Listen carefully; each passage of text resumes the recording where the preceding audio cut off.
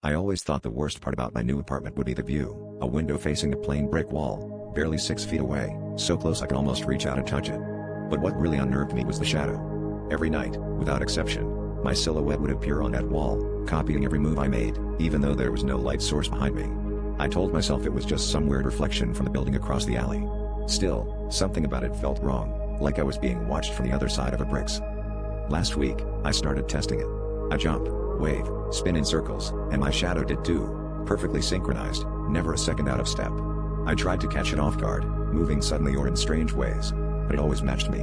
It was almost a comfort, this silent shadow friend, until I noticed something odd. On the nights I felt sad or anxious, the shadow seemed to linger a little longer, almost as if it was consoling me. Tonight, though, everything changed. I came home after a long shift, tossed my bag on the floor, and went to close the blinds. That's when I noticed my shadow already waiting for me, hand raised high. It started waving, slowly, deliberately, waving goodbye. I stared, frozen, and lifted my arm to see if it would mimic me, but it didn't move. The waving continued, steady and unbroken, while I stood perfectly still. Then, ever so faintly, something moved behind the brick wall.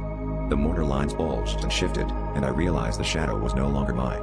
It stepped away from the wall, hand still raised in that eerie farewell, and the light in my room flickered out. Now, every night, there's a new outline on the wall, one that doesn't wait for me to move, and never waves hello.